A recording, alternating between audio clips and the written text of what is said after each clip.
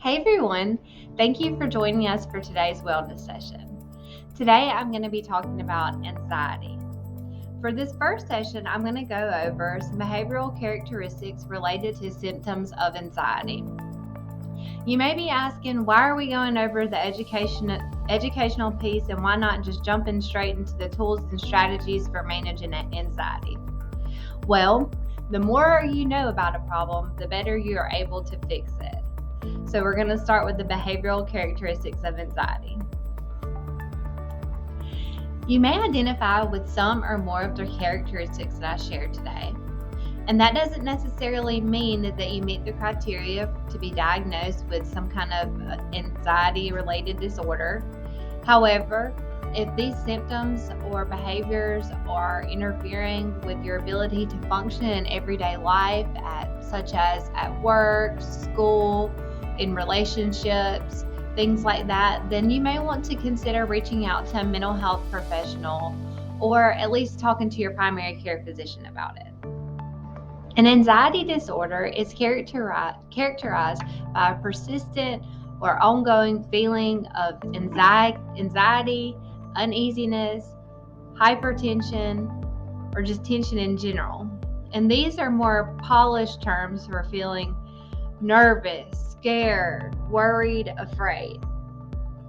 The second characteristic is restlessness, muscle tension, and increased heart rate. It is also characterized by being a fear of specific situations in which the individual lacks confidence. So this could be maybe like in a social setting, or if before public speaking, or in large crowds, things like that. It could be excessive worry to the point that it interferes with your ability to function in everyday life. It could even be excessive worrying about physical symptoms. So not just worrying about situations that you're going to be in, but just things that you're sensing or feeling inside of your body as well. It can also be characterized by sleep disturbances or just lacking confidence in abilities in general. So that could be like socially lacking confidence, or it could look like work avoidance, so like lacking confidence in your school assignments, or even lacking confidence in your test taking ability. So anything like that. And those are the common characteristics of an anxiety related disorder.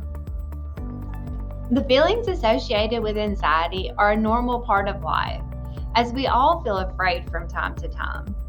It's normal for a child to feel nervous before going to the doctor, especially if they think that they're going to be getting a shot, or if they're going to have a new sitter when their parent or guardian is going off. Or an individual may also be nervous when preparing for a big interview. So like I said, this is all a normal part of life. Anxiety is meant to be a survival mechanism to protect us from danger. A long time ago, our bodies developed the fight, flight, or freeze response. To help illustrate this point, why don't you take a minute to close your eyes and imagine yourself as a caveman or woman. Imagine yourself waking up in the morning and walking out of the cave ready to start your day when you're confronted face to face with the lion. What would you do? How would your body react? Well, your body really only has three choices. You would either be in panic or shock and just totally freeze up and not move. You would react by trying to fight off the lion in any way that you can. Or you would react in a flight response where you would try to escape from the lion in any way that you could. When your body initiates the fight or flight response, a chemical called adrenaline is released in your brain.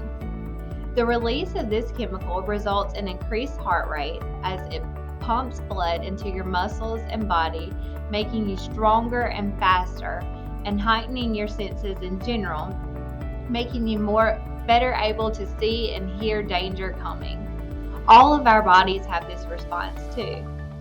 The issues arise when our body initiates this fight or flight response when there's actually no danger present. Why do you think your brain would trigger a release of adrenaline with no danger present? Seeing or hearing something sad or scary can trigger a worry. Something about the situation you're in has triggered your brain to think that you're in a harmful situation. It could be something like getting into an elevator if you've previously been stuck in one before, or getting into a car when you have witnessed or been in a car accident yourself, or it could be having a conversation with a stranger when you've previously had an awkward social encounter before, or it could be negative thinking can also trigger a misfire. Some individuals are more prone to these misfires. Their alarm systems are just more sensitive, and they experience a little more trouble letting go of worries. Genetic predisposition, adverse experiences, and environmental factors can all play a role into whether or not an individual is prone to these feelings associated with anxiety. Difficult and disappointing things happen to everyone from time to time, leaving an individual feeling bad. Some people are able to bounce out of these feelings fairly easily by reassuring themselves or using their problem-solving skills, while others use the exact same strategies and still their feelings relating to anxiety persist. Persistent feelings related to anxiety can lead to concerns and begin interfering with an individual's everyday life. They can also begin to trigger negative thought patterns, and we'll talk more about negative feelings in later sessions. And it'll eventually even begin to make an individual feel physically bad.